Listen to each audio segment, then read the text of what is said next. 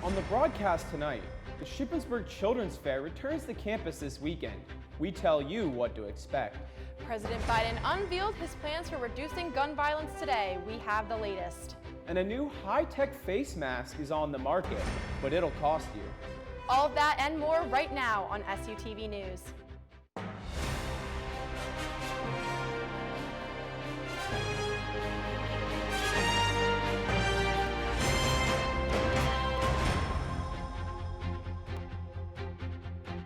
Good evening and welcome to SUTV News. I'm Brady Fisher. And I'm Livv Faenza. SU's annual Children Fair is back. After last year's disappointing cancellation due to COVID, the Office of Community Engagement is excited to welcome children and their families to campus this Saturday. The 39th annual fair will consist of the usual crafts and games as in the past, but will also follow current CDC and university guidelines.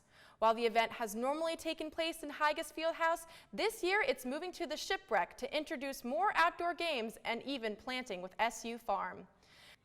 The volunteer-run event is proud to be able to bring these families back to campus and have fun and keep the tradition alive.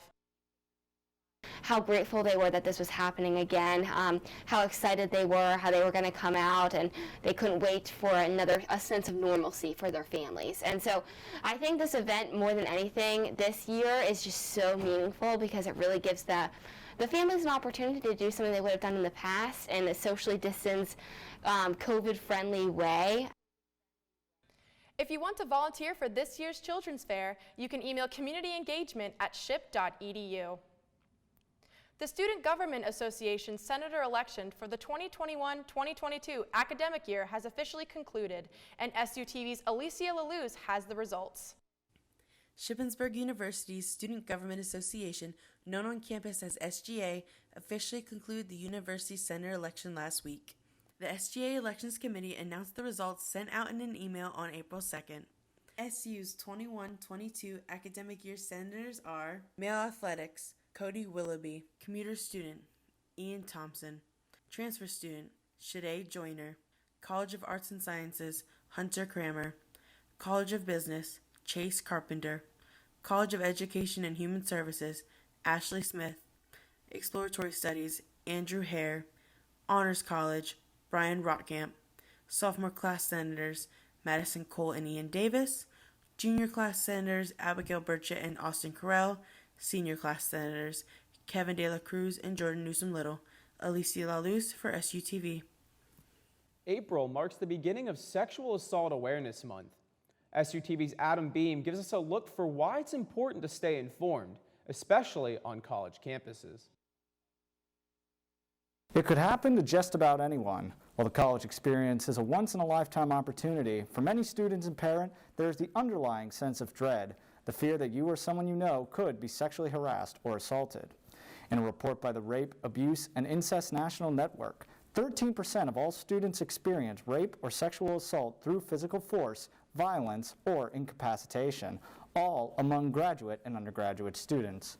However, the awareness of these acts has been gaining more and more traction with each passing academic year. And in honor of Sexual Assault Awareness Month, I had a chance to sit down with the director of the Women's Center, Ariel Catron, who spoke to me about the importance of the month, as well as how students here at Shippensburg and at colleges all across the country can stay safe and stay informed.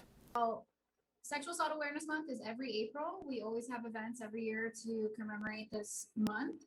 It's important for college campuses to recognize this because unfortunately, we know that 1 in 4 college women and 1 in 6 college men will experience sexual assault or sexual harassment or discrimination of some kind. So it's important that all of the college campus be aware of sexual assault, how to prevent sexual assault, and how to respond if we or a friend of ours is affected by that. What would you say are some of the resources available to students, not just on Shippensburg and not just through the Women's Center, but elsewhere as well, and just anywhere where people can feel safe and how to go about that? Options for confidential counseling, we have the Women's Center, and students can speak with me directly for confidential counseling. We also have the Counseling Center, which obviously is also confidential, and there's several counselors there available. And then also the spiritual center, Reverend Jan Bai is the confidential counselor as well. And she's definitely very well able to counsel students in distress as well. What are some of the events that the Women's Center has coming up, or just any events coming up in the month of April in honor of Sexual Assault Awareness Month that students and faculty can look forward to? So on April 21st, we're going to have our annual Take Back the Night event. Take Back the Night is in celebration of women's safety in public spaces and also demanding that the campus be a safe place for women in public so that we don't have to worry about walking home at night or getting from one class to another, recognizing that women and people of any gender identity have a right to safely access their classes. So that's on April 21st at 7 p.m. Unfortunately, this year it's on Zoom, but that did give us an opportunity to do something really cool, which is to involve other PASHE schools. So currently we have 9 PASHE schools all coming together for one Take Back the Night event. And you can get that Zoom link on our Women's Center Instagram or our website.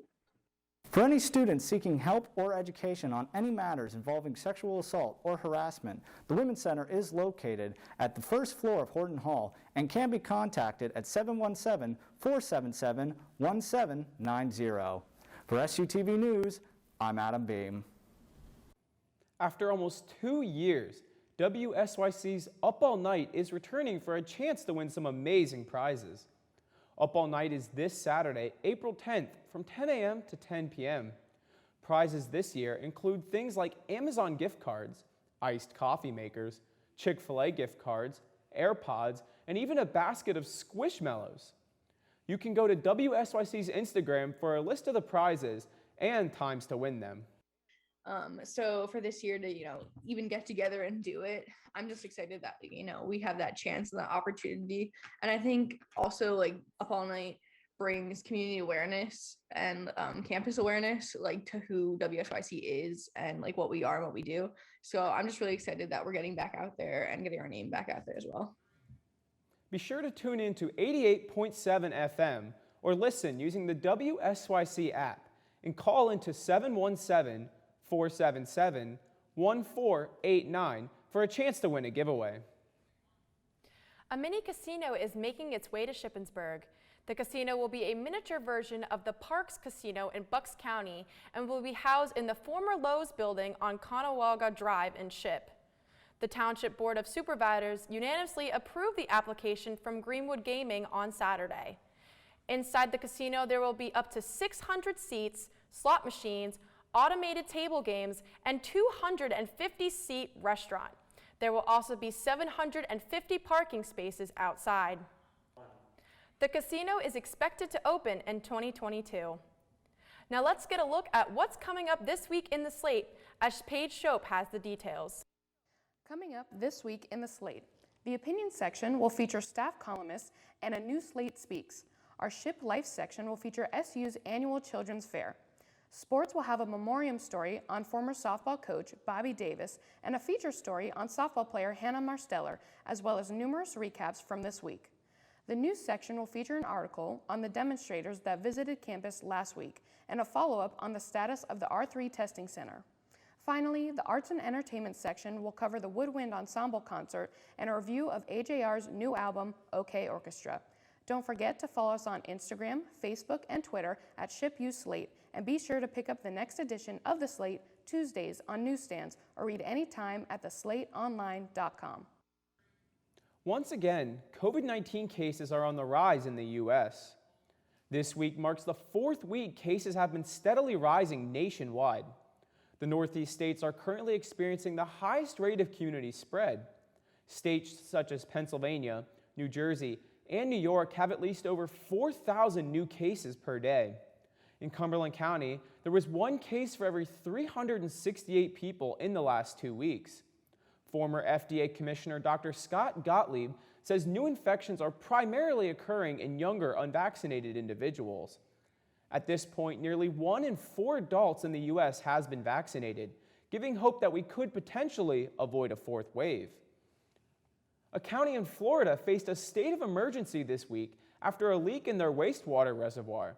And while the mission to prevent further damage is going well, SUTV's Adam Beam gives us the latest. The community of Manatee County in Florida currently faces a possible catastrophe as they sit under a massive state of emergency in the midst of a large leak at the county's wastewater reservoir. However, despite the leaks continuing as of Wednesday, April 7th, the evacuation orders that have been in place since the weekend are now lifted. The reason being that acting Manatee County Advisor Scott Hope said the situation at Piney Point is, quote, very much under control, end quote. Piney Point, once a former phosphate plant, was discovered to have significant leaks this past Friday. If they were not able to slow down the water coming out of the leak, and you had 480 million gallons of water that would have just seeped into this community, not only would it have devastated homes around the area, the natural gas plant that is immediately next to it would have been taken down and would have really destroyed 3 counties worth of energy supply.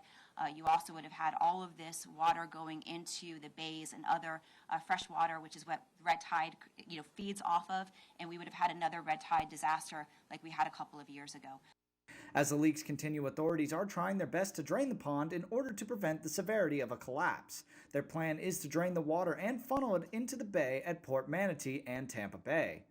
The Florida Department of Environmental Protection says the water, quote, meets water quality standards for marine waters with the exception of pH, total phosphorus, total nitrogen, and total ammonia nitrogen. It is slightly acidic, but not at a level that is expected to be a concern, end quote. As of right now, Hope said that they have successfully released approximately 180 million gallons of water. The Florida Department of Environmental Protection and the U.S. Environmental Protection Agency are testing the water in the pond and the release. The water quality is still safe, but they will continue to monitor it until the breach is fixed. It should be noted that the leak is not the first time Piney Point has been in danger of collapse. Record rainfall in late 2002 created 280 million gallons of acidic wastewater at the site, which according to the 2003 EPA news release, quote, triggered an extreme emergency situation by weakening the dikes and threatening to exceed the capacity on site, end quote. For SUTV News, I'm Adam Beam. President Joe Biden says he wants action on gun control. While he wants for Congress to pass legislation, he announced today that several executive actions that he says will help. But he stresses it's not enough. Nadia Romero has the story. After several recent mass shootings and no consensus from Congress on how to respond. Enough, enough, enough. President Joe Biden announced Thursday he's taking action.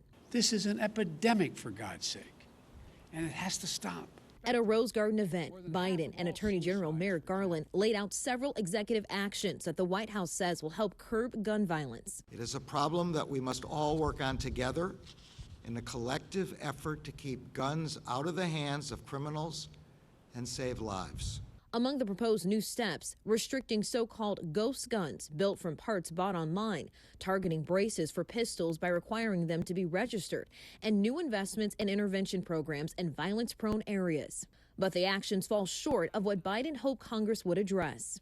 They've offered plenty of thoughts and prayers, members of Congress, but they passed not a single new federal law to reduce gun violence. Enough prayers. Time for some action. The moves come after deadly mass shootings in Georgia and Colorado in recent weeks. The White House says it hopes more will be done. Whether Congress acts or not, I'm going to use all the resources at my disposal as president to keep the American people safe from gun violence. In Washington, I'm Nadia Romero. While the LGBTQ community has seen progress over the last several years, the movement has been dealt a setback as Arkansas became the first state to prohibit physicians from providing gender affirmation treatments for trans people. This decision was made even after Arkansas's Governor Asa Hutchinson vetoed the bill, citing that, quote, it creates new standards of legislative interference with physicians and parents as they deal with some of the most complex and sensitive matters involving young people, end quote. Following this decision, many advocates for the LGBTQ+ community spoke about their distaste for the state's decision, with many vowing to pursue legal action. The CDC also spoke out, expressing that they fear this could result in significant negative impacts on trans youth, as well as them now being at higher risk of suicide. Let's check out the weather this week with Angel B. Money. After a nice, bright, and sunny day today, the sun continues to shine into next week. But April showers also bring May flowers, so prepare for some rain. Tonight, temps dip into the low 50s with a chance of showers, so be sure to grab your umbrella. Tomorrow, a high of 61 and cloudy with showers throughout the day.